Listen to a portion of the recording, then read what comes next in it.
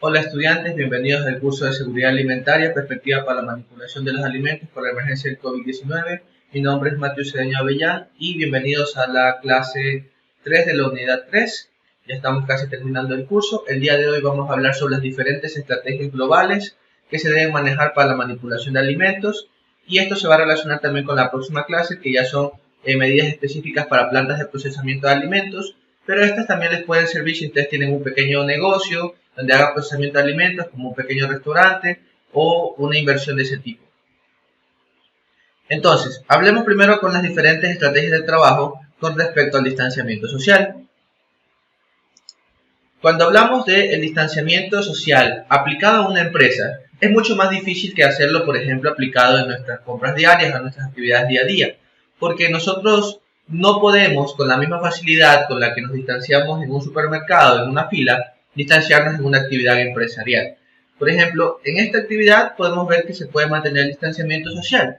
Hay una persona en cada estación de trabajo y la estación de trabajo está fácilmente separada una de otra por una distancia de 2 metros. Aquí puede haber 2 metros, aquí hay mucho más de 2 metros. Y si ven, hay una persona trabajando en partes de la mesa, lo que haría, por ejemplo, es separar y poner a esta persona en una esquina y esta otra persona en la otra esquina de la mesa. En este caso, el distanciamiento social es bastante sencillo. Pero ¿qué sucede, por ejemplo, cuando yo este distanciamiento de 1.5 a 2 metros de distancia entre personas lo quiero aplicar en otra industria?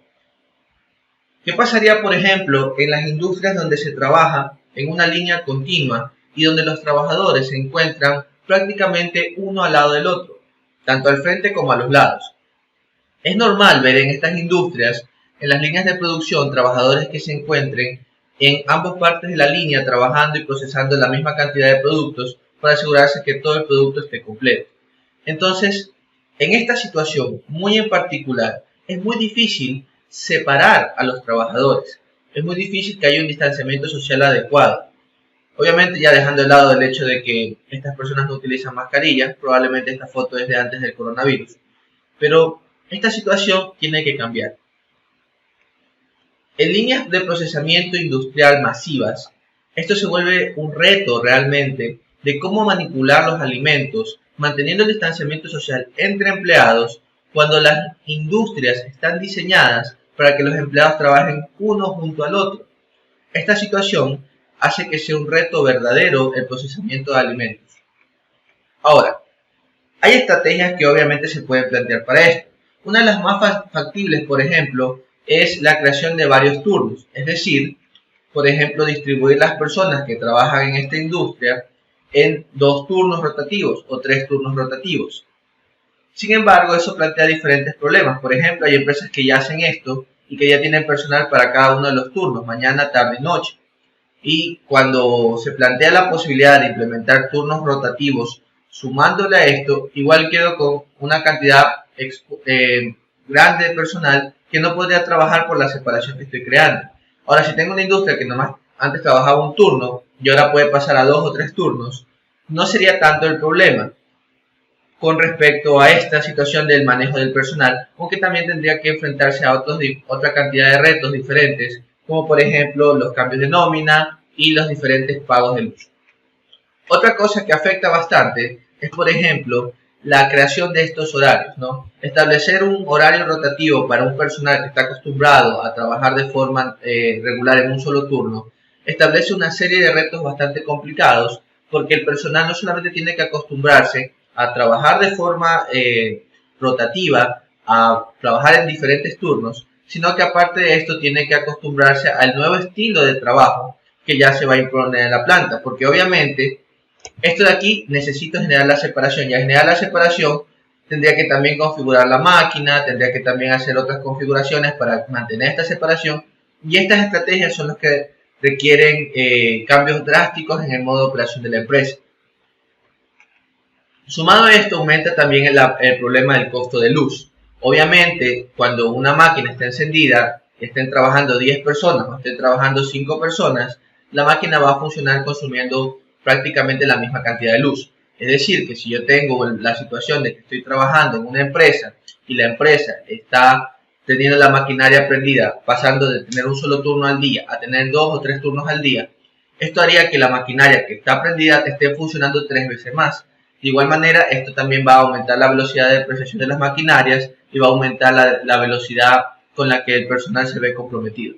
Entonces, estas situaciones tienen que ser adecuadamente analizadas y deberían sacarse los costos pertinentes para determinar si es o no es una buena función realizar estos cambios para manejar la situación en la empresa, o qué tan rentable resultaría implementar estos cambios. Hay empresas que tienen una utilidad bastante marginal, donde estos cambios podrían ser poco funcionales. Entonces, obviamente las líneas de producción siempre están seteadas para un proceso en específico. Realizar un cambio en la línea de producción no es un tema fácil, y de hecho vamos a hablar de algunas estrategias de cambios de la línea de producción en la próxima clase, pero por ahora quiero decirles que algo tan sencillo como una banda transportadora ya viene seteada a una velocidad en específico. Cambiar esa velocidad normalmente requiere un trabajo bastante arduo para no solamente realizar los cambios pertinentes a nivel industrial, sino también realizar los cambios pertinentes con respecto al personal que está acostumbrado a trabajar ya en una línea de producción. Todos estos cambios requieren un compromiso tanto de la parte administrativa, calidad, personal, inocuidad y todos los departamentos de la empresa. Aislar el personal de contacto es cuando entramos con una persona enferma, cuando una persona está enferma en la institución, tenemos que tomar estrategias para poder salvaguardar la salud de todos los colaboradores. Entonces, cuando se detecta a un colaborador que está realmente enfermo, lo primero que nada es que hay que aislar al personal en contacto. Es decir, no solamente aíslo a la persona que se enferma, sino a todas las personas que trabajan cerca de esa persona. Es decir, si por ejemplo yo trabajo normalmente al lado de una compañera que se llame Lourdes, por ejemplo, entonces si yo me enfermo, la persona que trabaja al lado mío, que es Lourdes, también debería entrar en aislamiento. ¿Por qué? Porque si yo me enfermé, es probable que ella también se haya enfermado por procesos de cercanía, aunque yo esté manteniendo los 2 metros de distancia recomendados. Para eso se necesita llevar la trazabilidad de la operación y las posiciones del personal. Es decir, normalmente el personal debe ubicarse siempre en el mismo punto de la línea de producción y señalizarse bien qué áreas va a estar dedicado cada miembro del personal. Es decir, si la persona A se encuentra siempre en la posición 1, la posición 1 siempre debe ser ocupada por la persona A de cada uno de los turnos. Si el personal A se enferma, tendría que aislar no solamente a las personas que trabajan en la posición 1, sino en las posiciones cercanas a la posición 1, que vendría a ser la posición 0 y la posición 2. Para hacer un diagrama un poquito más explícito, permítanme hacer un pequeño cambio por acá.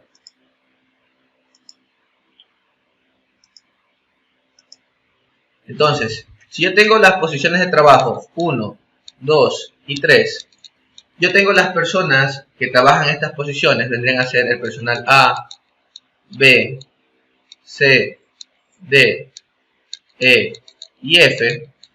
El personal, cuando se enferma el personal C, debería ponerse a recaudo no solamente el personal que trabaja en la misma posición, porque podría también enfermarse, sino a los personales que trabajan en el área cercana, que sería el personal A y el personal F, porque es lo más probable que estén en contacto con el personal que se infectó, que sería el personal C.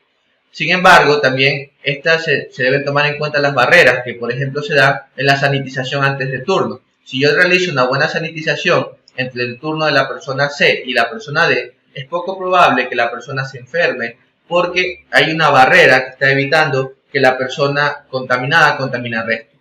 Sin embargo, ya vamos a hablar de los protocolos de sanitización cuando se detecta una persona realmente enferma, que deben variar. Otra de las estrategias relevantes es que hay que tener cuidado cuando las personas están comiendo. Cuando estamos comiendo en la empresa es uno de los pocos momentos donde el personal realmente se tiene que quitar las mascarillas. En el momento en que las personas están realizando la actividad de almorzar, cenar o desayunar, en cualquier momento donde se esté realizando esta actividad de comer, existe un gran riesgo de contaminación cruzada entre el personal. Primero, porque se quitan las gotículas, lo cual hace más posible que las personas se contaminen unas con otras al hablar o al masticar sus alimentos. ¿Cómo se puede reducir el riesgo de esto? Primero que nada, la sanitización antes y después de cada comida. Segundo, que los equipos que van a comer lo hagan por turnos para que el comedor esté menos lleno y que las personas que están comiendo tengan el adecuado tiempo para comer y después que pase el siguiente turno. Es decir, tendríamos que modificar el tiempo de comida para que las personas tengan el tiempo justo de comer y después hagan el resto de su descanso en un área diferente al comedor, porque en esta área tendrán que comer el resto del equipo. De esta manera podríamos reducir la cantidad de personas que se encuentran en el comedor, a la vez que estamos reduciendo la cantidad de personas que se pueden exponer en un mismo grupo de comida. Y esto también nos posibilita, como hay menos personas, aumentar el distanciamiento social. Eso de que la persona A come con el amigo B ya no se puede permitir. ¿Por qué? Porque el distanciamiento social entre empleados tiene que llevarse a cabo para evitar que haya una contaminación entre los colaboradores de la empresa. Esta situación, que puede parecer un poco drástica, es una de las estrategias más seguras para evitar la diseminación de una epidemia como esta entre los diferentes colaboradores de la empresa. Tomar agua e ir al baño son dos actividades que son altamente peligrosas. Tomar agua en especial, tomando en cuenta cómo se manipula la situación de los puntos de toma de agua en la empresa. Es muy común en las industrias que haya un solo vaso para todo el grupo de trabajadores. Esta situación ya no se debe permitir. Se deben trabajar con vasos desechables, de preferencia de los vasos ecológicos, que son los vasos de cartón de una sola vida, que son mucho más eficientes que los vasos de plástico, que al final representan un costo y que también generan contaminación ambiental.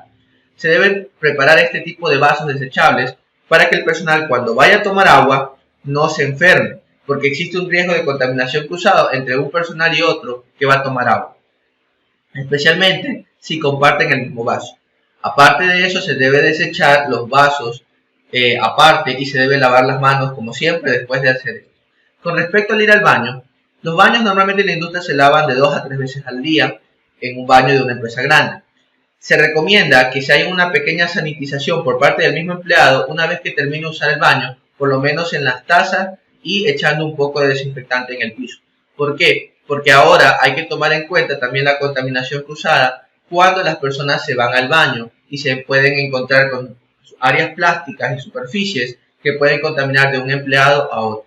Es mucha la responsabilidad que tienen ahorita los empleados y la limpieza del baño debería acoplarse también a las funciones que realizan los empleados en la empresa, porque también es una situación que ahorita concierne a la seguridad en la empresa. El monitoreo constante del personal, discúlpeme, ahí se me faltó una S.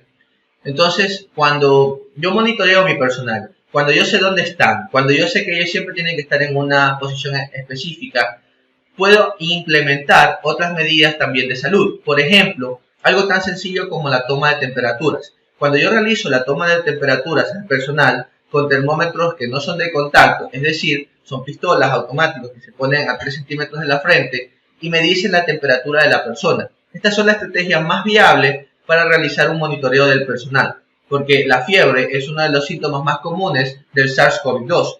Entonces, aunque hay otras sintomatologías, la fiebre es una de las que se presentan primero y de las que son más fáciles de detectar. Entonces, esta estrategia le puede ayudar a las personas a identificar fácilmente a cualquier persona enferma lo más rápido posible.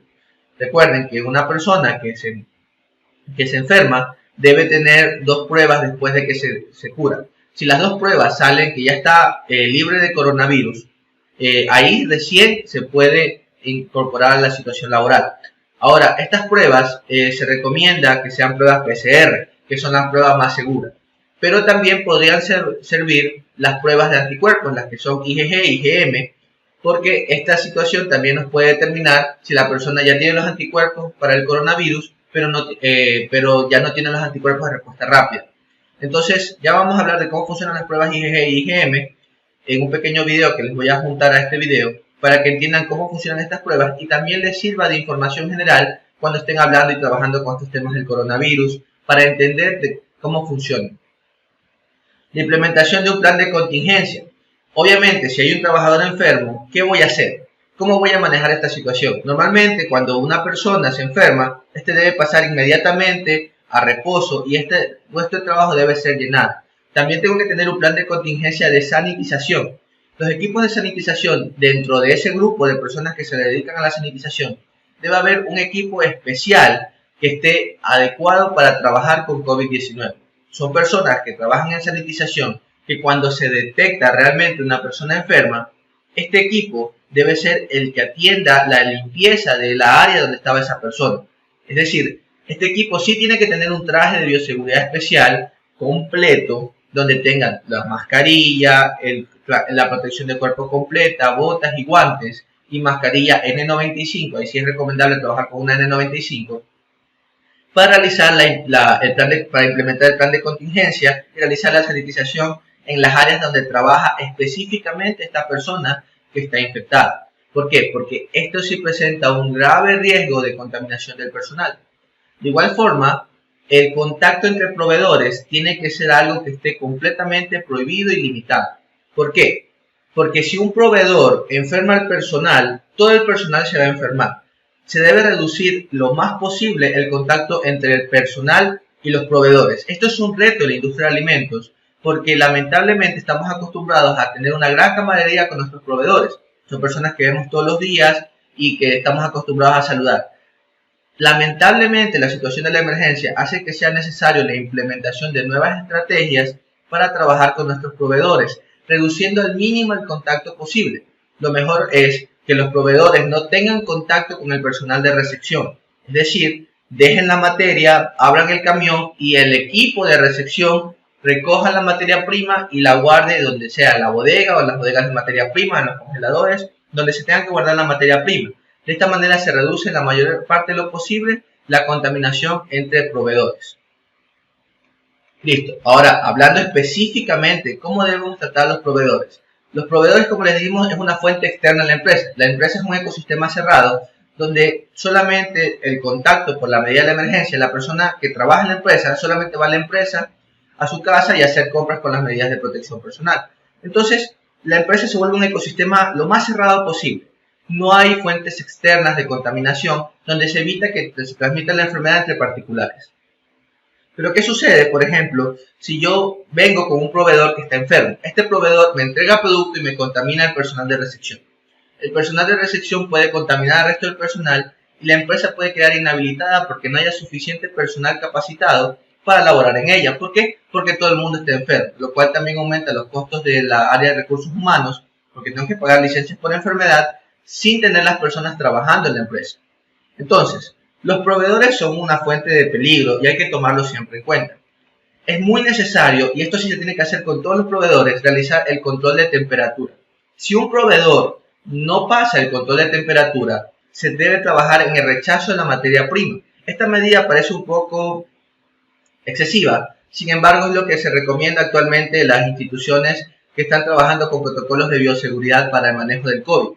Entonces se recomienda que las personas cuando no pasen la prueba de temperatura, se rechace la materia prima y se solicite una prueba de COVID a la persona que trajo la materia prima, porque probablemente esta persona esté infectada. Ahora, esta situación puede ser que, por ejemplo, sea por otro tipo de enfermedad, que no sea por COVID. Pero, por ejemplo, recuerden que ya está en la industria de alimentos establecido que el personal enfermo debe reportarse enfermo y no puede realizar actividades laborales en la empresa. ¿Por qué? Porque esto hace mucho más factible que haya una contaminación, no solo de COVID, sino de cualquier otra enfermedad en la empresa. Entonces, tienen que tomar en cuenta estas estrategias, porque son estrategias que ya han sido establecidas en la industria de alimentos y que en estos momentos, con el COVID, solamente se están haciendo más estrictas. Tómenlo en cuenta porque muchas personas van a decir, ahora con el COVID no se puede trabajar, pero realmente las estrategias no han cambiado mucho. Lo que sí se está haciendo es que se están aplicando por primera vez en la historia de forma correcta. Y de verdad que es un gusto para la gente que observa la industria de alimentos ver que por fin la gente esté respetando los protocolos que se han establecido y que han estado vigentes por años, pero que las pequeñas empresas no siempre los habían respetado.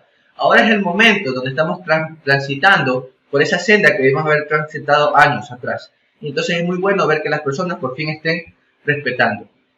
Recuerden, no contacto entre el proveedor y el personal de recepción. Esta situación se debe evitar. El proveedor debe dejar la materia prima en un punto y debe ser recolectada en otro punto. Recuerden que la materia prima debe ser recolectada con mucho cuidado porque se ha demostrado que en algunos materiales, no en alimentos, el COVID puede estar presente. Por ejemplo, puede estar presente en cartones y en plásticos, y el plástico es uno de los más peligrosos porque puede estar presente por 2 días. Esto, por supuesto, no es para que entren en pánico. Recuerden que ya hablamos también de la carga viral y que la carga viral que que puede exponerse una persona no es suficiente y que todo el mundo está utilizando ahorita mascarillas, así que es muy poco probable que la carga viral llegue de forma fuerte a una materia prima. Sin embargo, estas medidas son para proteger al personal y evitar posibles accidentes, porque entre mayor y más estrictas sean las medidas, menos probable es que haya un caso en la empresa y que ese caso se extienda a los demás colaboradores. Entonces, por favor siempre medir la temperatura de proveedores, no aceptar entrega de proveedores enfermos, ni antes del COVID ni después del COVID, pero ahorita hay que ser muy estricto con esto. Y también hay que tener una estrategia para manejar esto, porque obviamente si yo no tengo la materia prima, tengo que conseguirla de otro proveedor. Entonces tengo que tener proveedores alternos ya revisados, tengo que tener ya fichas de los proveedores, tengo que tener un control de qué proveedores están y no permitidos en mi empresa y qué calidad y calificación de proveedores tengo para determinar si estos proveedores son apropiados o no para mi empresa. Pero ya tengo que tener lista esa lista de proveedores. El distanciamiento también, recuerden siempre el personal distanciado del proveedor y se deben dejar las materias primas sin contactar al personal. Es decir, entrego la caja, el personal recoge la caja, no contacta al proveedor con el personal. Se maneja el mayor distanciamiento posible con las medidas de desinfección, lavado de manos, etc. En caso de los empaques y cualquier material que no se dañe, o sea, que no sea perecedero o que no sea indispensable para la operación, es una recomendación que todavía no es una regla, pero que muy probablemente ya en un par de meses se convierte en una regla en la manipulación de alimentos, se debe dejar un periodo de 2 días guardado, reservado, sin utilizar y sin contactar sin contacto con el personal, para reducir la probabilidad de que eso sea un vehículo de contaminación, especialmente cuando hablamos de empaques plásticos, etiquetas y todo ese tipo de cosas que yo puedo dejar tranquilamente en una bodega, esperar 2 días y después utilizarlo. Solamente debería ya planificar la recepción de materias primas y obviamente tener el espacio disponible para que pueda recibir estas materias primas, guardarlas por 2 días y después de estos 2 días utilizarlas. Se debe seleccionar con cuidado los sanitizantes que se utilizan en alimentos. Mucho cuidado, hay sanitizantes que son penetrantes, hay sanitizantes que cambian la estructura de los productos o que pueden resultar en contaminación química. Recuerden que no se trata de que una persona, por evitar el COVID, se enferme de cáncer por mal uso de cloro, ni que un personal por manejar sanitizantes para sanitizar un área y evitar el COVID se enferme y tenga problemas broncorespiratorios por el mal manejo de desinfectantes o combinación de los mismos, que fue lo que vimos en la clase pasada. En resumen de esta clase, debemos controlar proveedores y personal para evitar que haya una contaminación, mantener el ecosistema lo más cerrado posible en la empresa, tener una trazabilidad de dónde está trabajando y de dónde vienen los productos, las materias primas, y actualizar las estrategias de limpieza para mantener informado al personal. Siempre el personal debe saber qué estoy haciendo y por qué, especialmente el por qué. Es mucho más fácil que una persona colabore con nosotros si le decimos la razón por la que le estamos pidiendo su colaboración. Recuerden siempre tener un plan y recuerden implementarlo para que este sea eficiente en el control de la empresa y evitar así la posible contaminación por COVID-19. Esto fue toda la clase de hoy. Espero que les haya sido de utilidad. Que tengan un excelente día. Nos vemos en la próxima, que será la última clase, y después en el foro. También recuerden que tenemos un foro de dudas y respuestas donde vamos a responder todas sus preguntas y estamos encantados de colaborar con ustedes. Muchas gracias por su atención. Nos vemos pronto y que tengan un excelente día.